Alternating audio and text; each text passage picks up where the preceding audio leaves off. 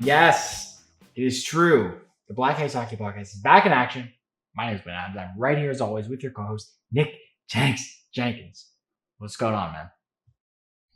Mr. Worldwide is back home.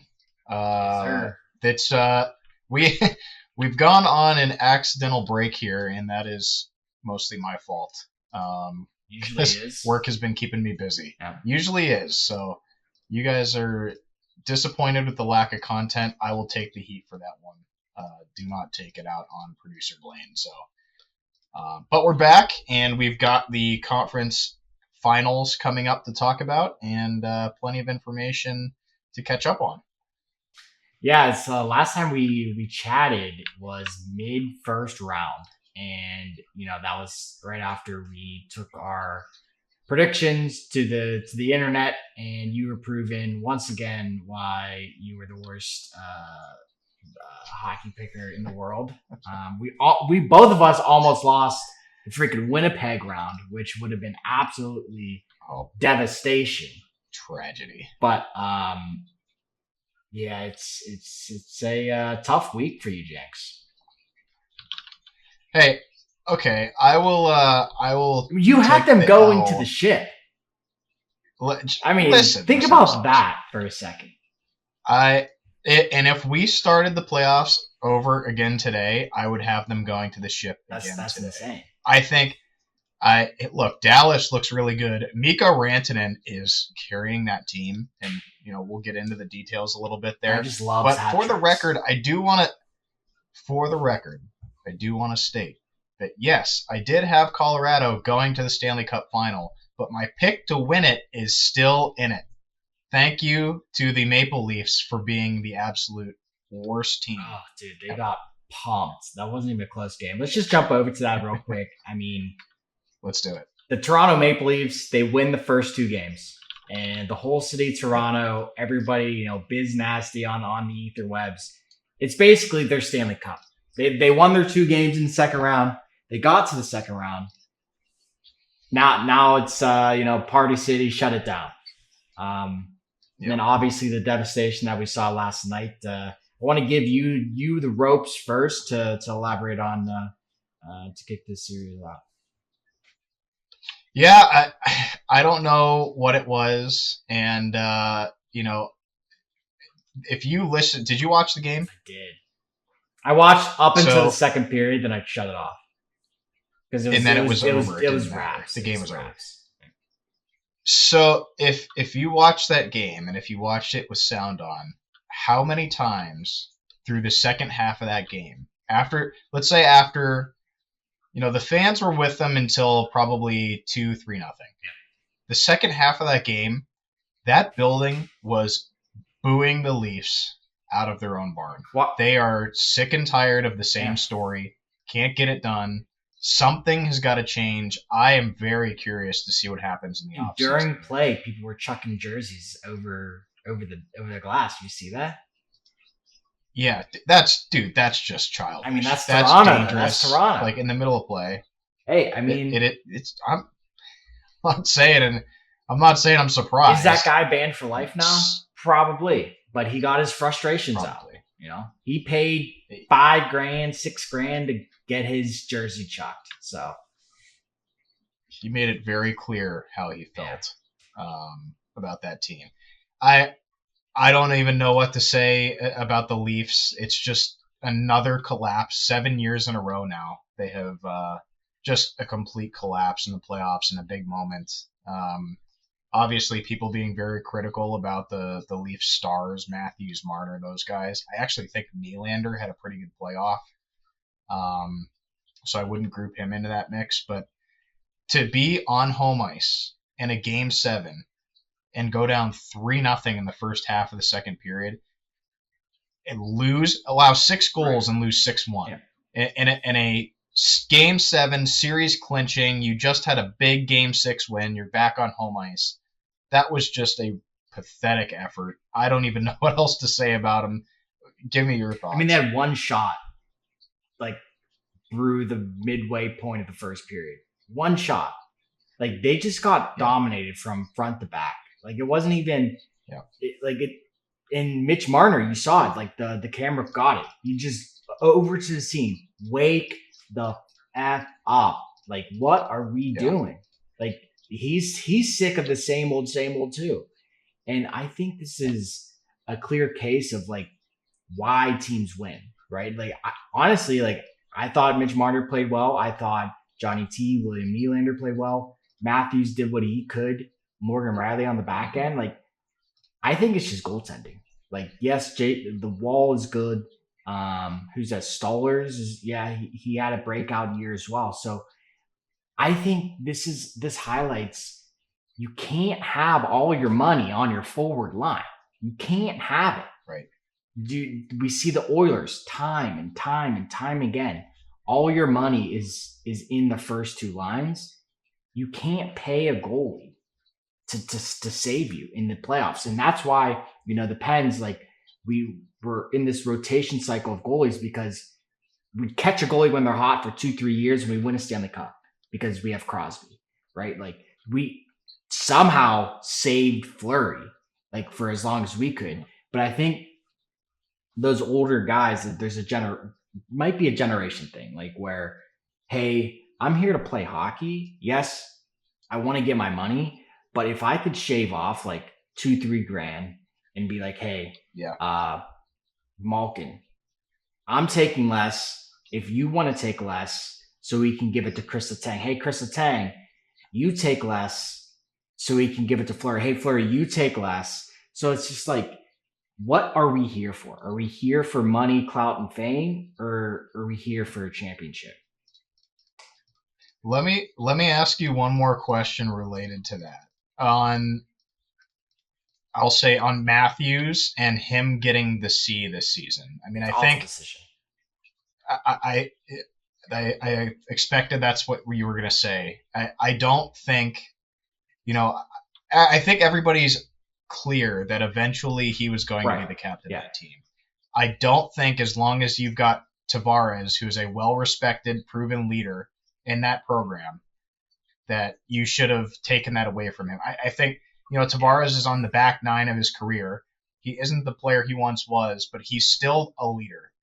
And, at times like this, you really need a veteran guy to be the voice in the room. And, Matthews, when I watch these games, Matthews, I know he's a goal scorer and all that, but he doesn't have that physical presence, that grit, that determination. He just seems disengaged a lot. And I wonder if it's like a leading by example type thing when they get behind and he starts showing his emotion and sulking, if the team sort of grasps onto that and they're like, oh, we're in trouble. Our leader is saying we're in trouble, then we're in trouble.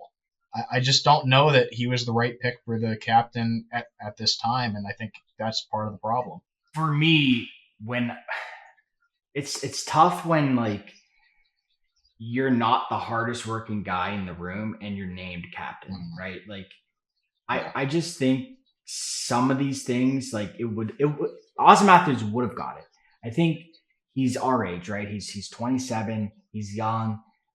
I still think he's trying to grow his own brand while trying to be the star of Toronto, not just hockey in Toronto. So, yeah, to me, a leader in any profession, you can't do external things like dress really flashy or go and hang out with Jay Beebs on the weekend or like all these things. Like you look at Crosby, you look at, like Chris Pronger, Niedermayer, Scott Stevens, Brodeur, like even Henrik Lundqvist, like he was a leader on that team. He wasn't going out and like being like flashy in the media or flashy all over like social media and things like that. I just think if Auston Matthews had a voice, people would be like, brother, go shoot another Instagram reel. Brother, go make another TikTok, bro. Like you're not here to like do that shit. But like if Nathan McKinnon says it, he's like, everybody's like, oh God, like this guy was actually here at 2 a.m. prepping for a game at 6 p.m. Yep. Like Matthews probably rolled up an hour before. I don't know their schedule. He probably got there at 7 a.m. Maybe. But to me, when I look at him, I feel like he's just the guy who rolls out of bed, eats a bowl of Cheerios, gets to the rink at 4 for a game at 7. You know what I mean? Bro, come on. Like, be a leader. Like, my leadership style is do by example. Like, I'd rather sit there and like bang out shit and like make people pissed that I'm banging out shit. And then like they're gonna want to like work as hard or bang out just the same amount of shit. So I think Johnny T should have kept it for a few more years. But is it a sense of like, do we give the captain to Austin Matthews just to keep him? Like, do you see him leaving the Leafs if he doesn't get the captain? Well, I don't know if that's it. I don't know that Matthews was going to be leaving the Leafs. I think it's more about, so Johnny T is a free agent after the season. So I think it was more about like, we really don't know if he wants to be back or if we want to bring him back. So we got to make a pivot. Yeah. I think they sort of felt their hands were tied and now was the time to do it. I still think it's, in the grand scheme of things, I think it's still rushing Matthews into a leadership role. So I really don't know. It's going to be tough if they don't have Tavares back and Matthews continues. And, Marner could leave too because he's a free agent now. So I think Marner's could be a gone, man. completely different group. I think Marner's I gone. think so too. I was watching the media clips. Obviously, kid from Toronto. They took a flyer on him and turned out to be great. So I don't know if it depends on like what everybody wants, right? Like expectations, even at the youngest levels in hockey. Does Mitch Marner actually care to win? From all signs, it says yes.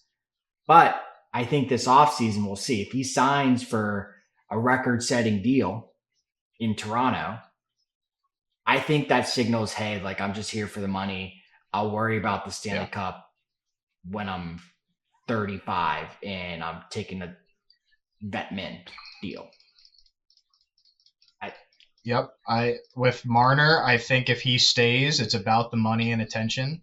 And if he goes, I think it says a big deal about him and him wanting to get away from the Toronto market media and him wanting to win a cup. Like, I think there's a big decision to be made here. Yeah. I mean, like, I'm done with this. Like, I've had the taste of glory and just need that win. But jumping over to the Florida side of things,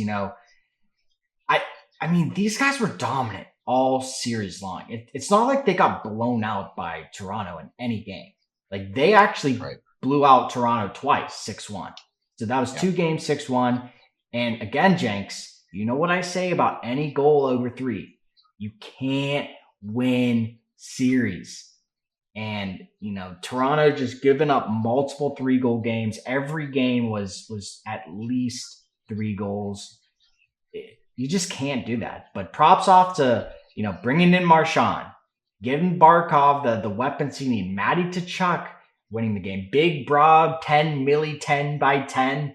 He's earned in every penny of that one. That's a good sign. Every penny. But give me your thoughts on this Florida Panthers team that just seems to keep it rolling.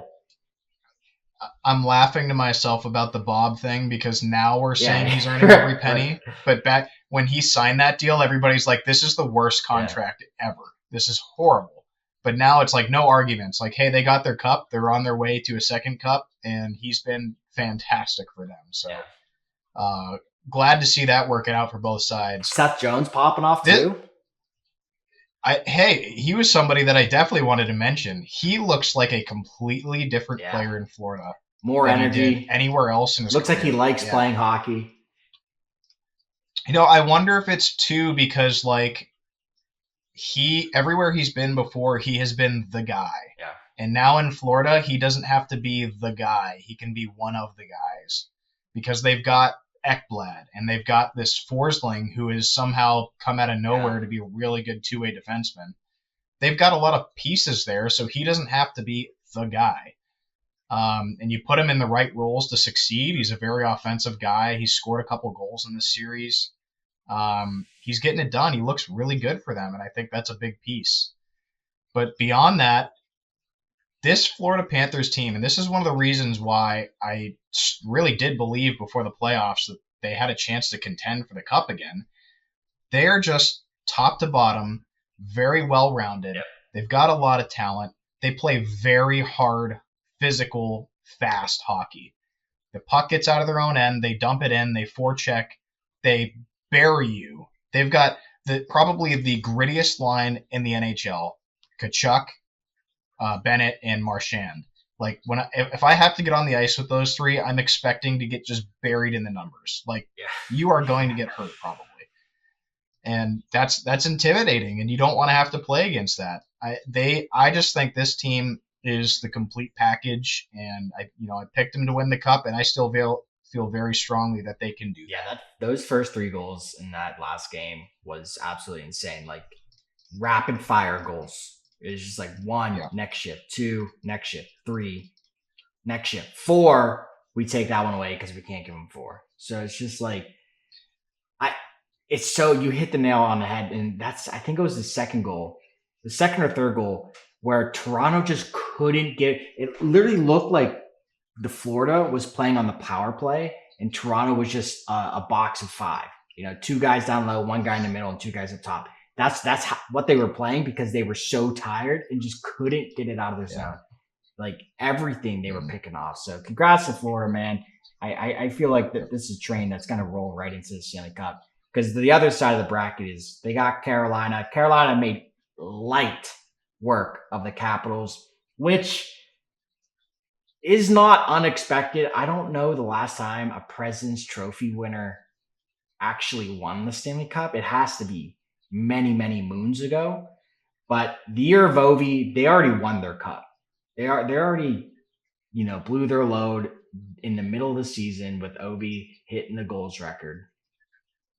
So now that they can actually party for that and still have a good time and go live it up in Cabo, Turks and Caicos, or wherever they go. But talk to me about this Carolina team and what they're facing off in the conference final here. Yeah, I mean, just to touch off on Washington, final thoughts really quickly. Certainly a fun season for them all around, and I think that contributed to the success they had. Finishing number 1 seed, getting the Ovi record. I think everybody understood them winning the cup this year. How cool would that be to get the record and win the cup, and then Ovi sails off into the sunset and be like a freaking book. But I think everybody realized that was probably unlikely, and the magic is probably about to run out. And we just saw they were just outgunned by Carolina. Carolina reminds me of I'll call them Panthers light. And what I mean by that is they've got a very solid lineup all the way through.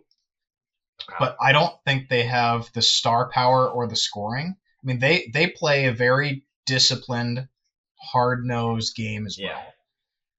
But they don't have a Barkov. They don't have a Kachuk. Like, Sebastian Aho is a really good player, but he's disappeared a lot in the playoffs. And Svechnikov is just having a hard time getting going. They've got a lot of good pieces. I just don't know if they have it.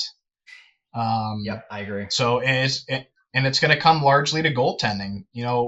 Anderson and Kochetkov have been sharing that net. At times, they've both been really, really good, and at times, they've both struggled. So if they don't come out and get their best out of one of the two of these guys, it's going to be a pretty short series. But I think this one is probably more evenly matched than people are thinking initially. Was it last year or 2 years ago these guys played in the playoffs and the Panthers swept them? So I think it'll be a good series ultimately, but I do think Florida is still the better team. Yeah, I think Florida's going to take this one pretty handedly. Like you said, I think another breakout season for Seth Jarvis. I know they kind of want to turn him into the face of the organization with Jordan Stahl kind of phasing out, maybe switch over the captains to maybe him or Aho. I don't know if you can give it to Aho. He's more of like a star talent to me. He's more of like an assistant captain. I feel like Seth Jarvis is really, really coming into a leadership role in this team. But yeah, like you said, Carolina, they play a disciplined game.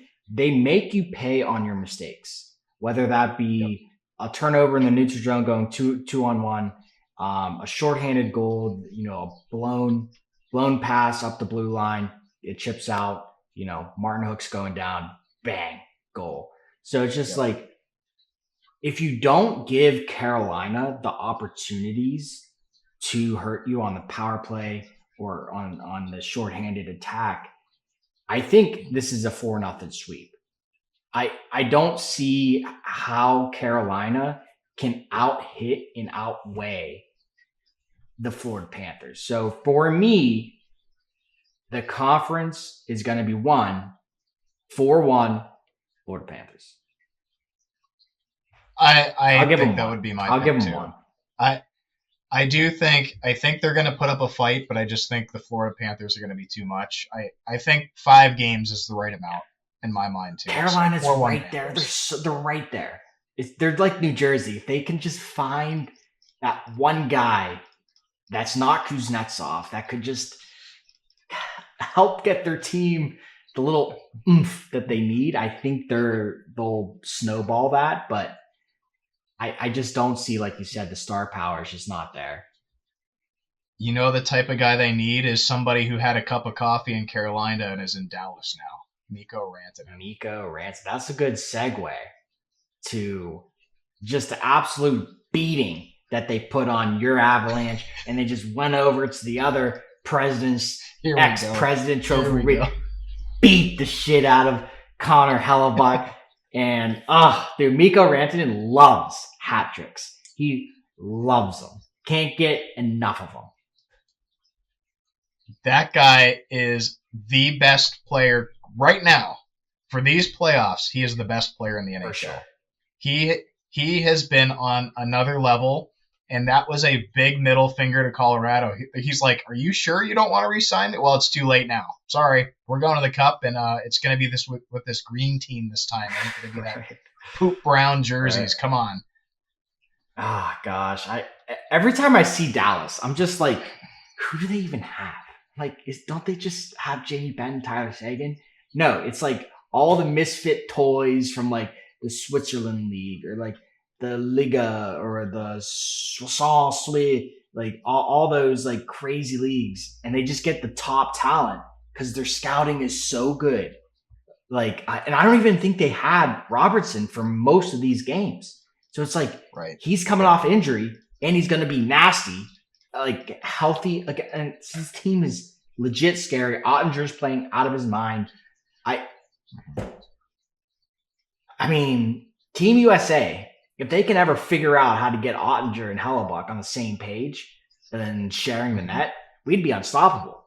But I just think this series, 2 heavyweights. I feel bad for Scheifele, of course. I think maybe move him next season. I don't know. I don't know what he's going to do. Maybe he's close to retiring. But any final thoughts on this Dallas team? Yeah, you named all these guys, and I think Ottinger being on another level right now is ultimately what carried them through, because I don't think Hellebuck played bad in this series at all. Yeah. I think Ottinger just played better. That I think somebody who does not get enough credit is Wyatt Johnston. He's one of the young guys, but man, does he contribute. And I think he's going to be something special as he continues to develop here. Just a final thought around the Jets. You mentioned Scheifele, and just an unbelievable situation for him to have to be in. Losing his father the night before Game 7. Yeah. And, completely understand the decision. He's obviously given the choice by the team. Says, I'm playing. I want to be with the boys. This is what my dad would want for me. Knowing the weight of that game. Yeah. And to have to bottle up those emotions and go into Game 7 and play your heart out, and then to come to that conclusion, a heartbreaking overtime loss, and then just all those emotions of all the personal life emotions all come pouring out. I mean, you could see it if you watch the handshake line. Just such a horrible situation, and you feel so bad for the guy. But everybody rallied around him. big embraces from his teammates. Credit to the Dallas Stars. A lot of those guys took an extra minute going through the handshake line to, say their condolences to Mark, and I think he gets all the credit. He's a big piece of that team. I think he was drafted in the first draft that they moved the team back to Winnipeg from Atlanta. I mean, he's one of the OGs Sure. with that Yeah. organization. So, tough out for Winnipeg. I will say that I think the team made it a lot further than I thought they were going to. I thought Dallas was definitely the clear-cut superior team, and to go to overtime in Game 7, they battled. So we'll see if they make any changes next year. If they continue to keep the same core together for a lot of it. So it'll be an interesting offseason for the Jets. Yeah, I have a question for you stat guy, Jenks. Hit me. The Jets, they're so good during the season. So good. Yep. Is this a sort of Fleury, Matt Murray situation in that where we're so good during the season in pre-2019, just so good. And then in the playoffs, it's like we just like forget how to tend the goal. Is this something that you look at like Hellebuck, like, hey, like you're disgusting. You're gross. We get it. But like we need you in the playoffs. Yeah. What do you need, Hellebuck, to make you more comfortable between the pipes? Yeah, I think if they would have gotten beat in round 1, I think we're having a different conversation now, because we were coming down pretty hard on him in round 1 because he had some close, bad games against St. Louis. Yeah. And I think he definitely played overall much better in round 2. A couple of those wins were a direct result of him playing really well. There's a lack. I think the issue is a lack of consistency. You don't know which version of Hellebuck you're getting, and I think it seems to be there's something that gets into his head when he's on the road for whatever reason. He just doesn't play the same. And I know that the playoff Jets home is they do the whiteout, and it is one of the best playoff atmospheres. Scary. If I was a Jets player, that would be the biggest advantage, going into my own barn, knowing I've got all these people cheering behind me. But it's got to be a mental gap for Hellebuck. We all know he can do it. He's just got to be able to figure out how to do it on the road in the playoffs. It's got to be all mental at this point. So maybe he meets with like a team psychologist or something, and they say, hey, we got to get you through this because you're the guy. We know you're the guy. We want you to be the guy. We just got to get through this. Whatever's going through your head when you walk into an enemy barn, we got to get rid of that. Yeah, I mean it's tough because like I feel like this Winnipeg team should be kind of the soul beat of Canada, but unfortunately they just get stopped by it's always bigger in freaking Texas. So we'll see. There's only one Canadian team left, Jenks, and that is your Edmonton Oilers, led by the McJesus daddy of them all. Quick work of Vegas. Just absolute domination from start to finish. I think Vegas, older group, I feel like we see most of these guys like at their prime, maybe a couple of years ago when they did win it. They don't have Mark Stone coming off long-term IR, so it's kind of weird to actually see them even like be in playoffs. So I just think Oilers just front to back. Vegas didn't really have anything for them. Yeah, it's interesting because if we back up and look at round 1, the Oilers really struggled against the Kings. Well, it's the Kings. You come in off of like 12 Big Macs and you're like, we gotta play the freaking Kings. All right. Yeah, we can beat these guys. They've now beat LA 4 years in a row in the first round. Just ridiculous. And I think maybe they did come into the series and they're like, we get LA in the first round again. Yeah. Should just give us a bye. We'll move on. They righted the ship. they came into this series strong. I was concerned about Edmonton having to match up against Vegas. Um, Vegas. I think Vegas has one of the better D-cores in the NHL. They've got a lot of big guys who can move the puck. Nobody that jumps off the page at you like a Quinn Hughes or Cale Makar, but a lot of reliable guys who you can trust back there, and they can make a good breakout pass and get involved. So, but the Edmonton and Dry show continue to be too much. I think, interestingly enough, they brought in a lot of good pieces this year that it's like, I don't know if these guys are going to be the difference or not Right. and be able to contribute. Like Evander Kane come off IR. He's been really good for them. I'd say difference They maker. brought in. I'd say he's For sure. really a big difference maker. 100%. And then who's the guy they got from Boston? They signed him from Trent Frederick. This guy plays a very physical game, a lot similar to a lot of the guys that we were talking about in Florida. Just giving them really good hard minutes right now. I think this brings an element that the team did not have last year, and they made Vegas look pretty bad in the second round. Made quick work of them. Vegas did not look like the normal Vegas to me. I think they had a lot of mistakes. I would have expected a better fight out of Vegas, but Edmonton's humming at the right time. So if the goalies can stay hot, the goalies is always Edmonton's big question mark. But if the goaltending can stay hot, they're going to have a decent shot at this thing. I think Dallas is going to be, obviously their toughest competition yet in these playoffs. But it just takes a hot goalie, so we will see. Gosh, we're not gonna. I hope here's what I hope McDavid wins a cup eventually. Kind of like Ovi. Like, we hate to see the guy win right now, but maybe when he's 34, he can get his cup when he's still getting 105 points.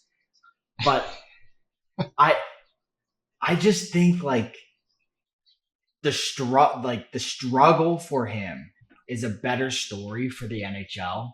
Imagine he keeps going to the conference final and Stanley Cup over and over and over. And then finally, they draft a goalie, young stud from Alberta. Just, oh God, I feel like that would just inject into my veins and finally give Canada a cup. But until that storyline develops, we can't have Stuart Skinner's name on the fucking cup. I can't. Stuart? Come on. Stuart? Yeah, I don't know. It seems like you're writing the story for them there. They got to go out and find a hometown hero goaltender and carry them. They need some juice in Edmonton. All they care about is McDavid and Draisaitl. Hyman is literally trash this year. Literally trash. And then he's been bad. Thank God Evander Kane has a Bentley and, a Rolls Royce that he can roll up to in every game to somehow put pucks in the back of the net. But outside of that, I don't see how. Although, did you see when McDavid just absolutely dusted Jack Eichel and almost made him fall over? Oh yeah. Oh, I would have to quit hockey. I'd be like, there's no way. That moment should be captured by every Buffalo fan. Be like, oh, fuck, that's why we got rid of him. And then all the Edmonton people are like, that's why we drafted Connor McDavid over Jack Eichel. So it's a fun little story. But Western Conference matchup, Jenks. Dallas versus Edmonton. Who you got?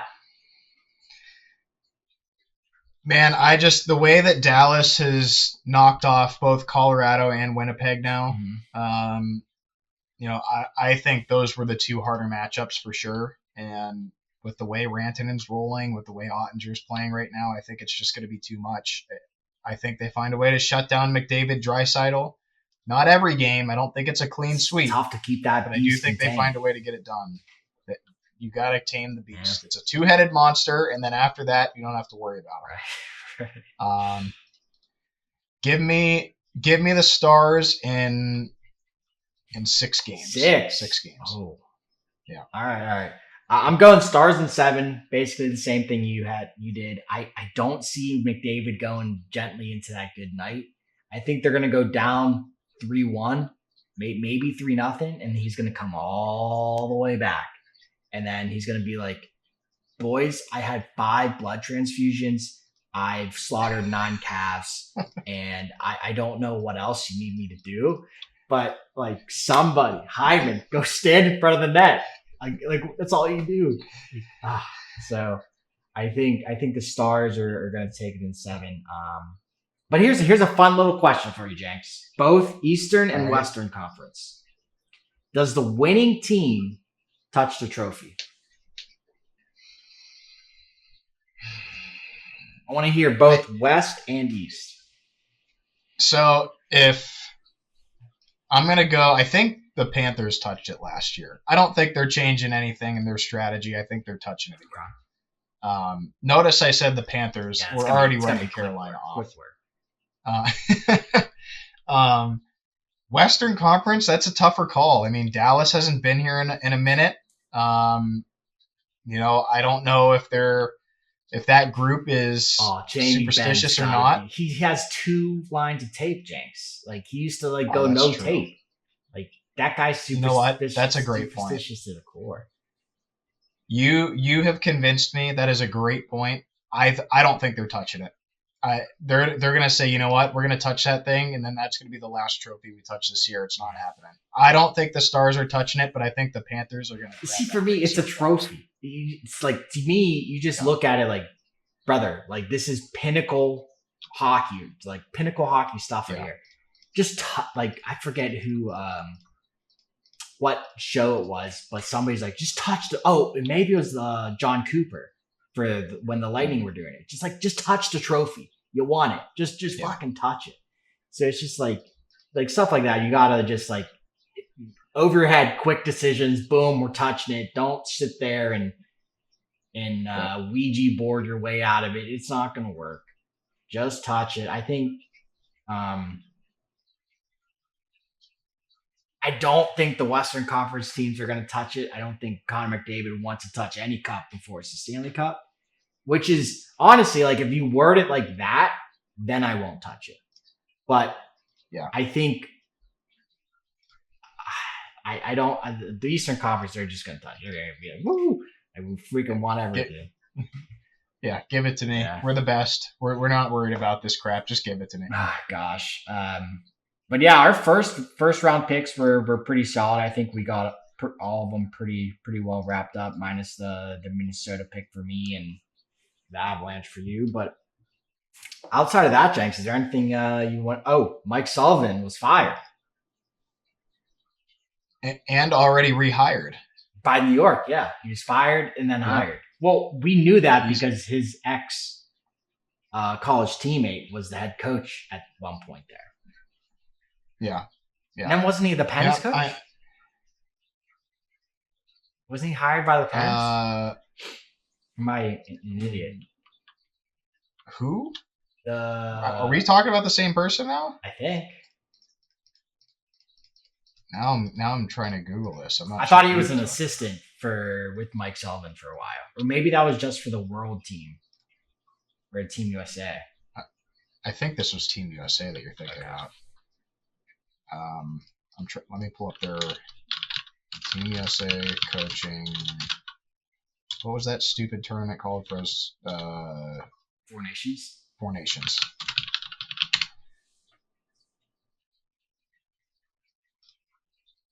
Yeah, it was Mike Sullivan, John Hines, John Tortorella, and David Quinn. Yeah, David Quinn. Look at my brain just being an excellent trap of knowledge.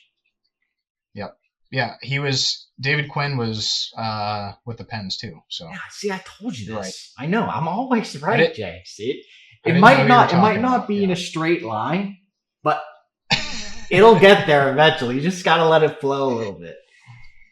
You got the right answer. Just don't ask the process. Right, exactly. Just I got. You know how it goes. But yeah, what's your? I think that's like the only major thing outside. I mean, John Tortorella was fired again, but that's par for the course. Yeah. I'm very interested to see what the Pens end up doing behind the bench. I think they could go a bunch of different ways here. Probably a better idea to give somebody with fresh eyes a chance at this. Don't bring in like a Tortorella or somebody who's You been don't think doing this for Crosby would 30 mesh years. well with him, or what? I think Crosby would retire early if they brought in John Tortorella. He would say, "Screw this, I'm out. Okay. I'm not playing for Right. that guy." Yeah, I think they bring in somebody young and with a new perspective and try to take a swing at this thing. Um, there's a lot of other coaching vacancies. Rick Tockett's name's been floating around out there. Signed for the Flyers. Oh, is that official now? Official. I didn't see that. It must have just come out. Yep, you're right. 100% you're right. 1 day ago. Okay. See, I'm on top of my hockey news, Jenks. Like, you can't beat me here. This is why you lead the pod, because you are all over this stuff. So I'm glad you're here. But yeah, beyond that, it's coaching carousel's on. We know the draft order. The New York Islanders won the first overall pick somehow. Poor kid who is going to get drafted in to play that system. Basically, forget everything you know about being creative and just play shutdown hockey. That is terrible if they pick Matthew Schaefer, because he is the best. Do you think really like that kid? If they do select him, he just like goes to college? Dude, what if he just strong-armed him, like Eli Manning style? Like, I'm not playing for you guys. Look at what Isaac Howard's doing. He basically is just holding out from Tampa. Yeah. And now the Pens are on. He's like, hey, I want to play with Crosby. You know what? I think every prospect in the first round this year should just sit out and demand to play in Pittsburgh. Right. And then we'll bring them all in. I agree. I agree as well. I like that philosophy.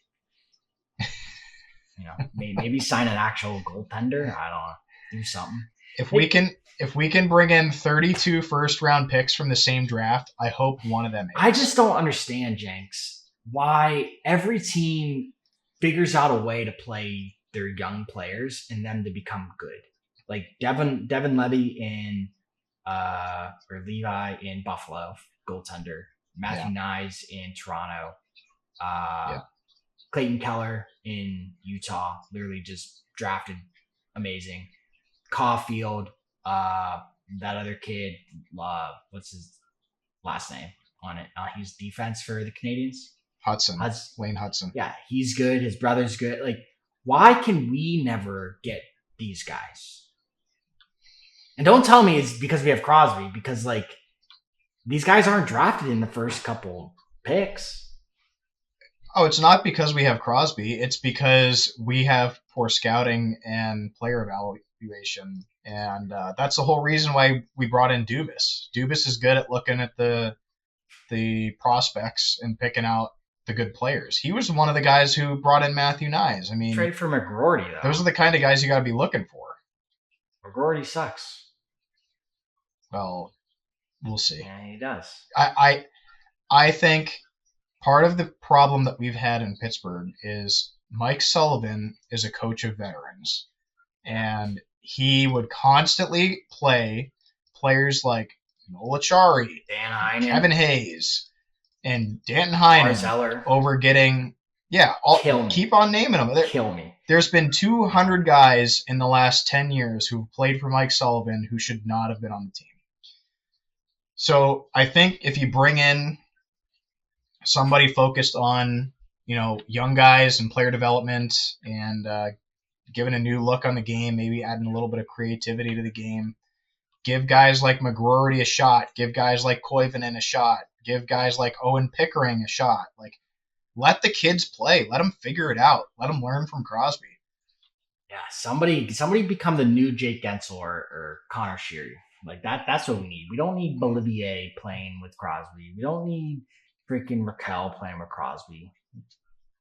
Get some freaking juice in the lineup. Gosh. Yep. Anyways, guys, if you're still listening to our rant, make sure to follow us on Spotify, YouTube, and Instagram, Black is Hockey Podcast. And As always, I am your co-host, Glenn Nazar, right here with your co-host, Nick Jenkins. We're out of here. Later.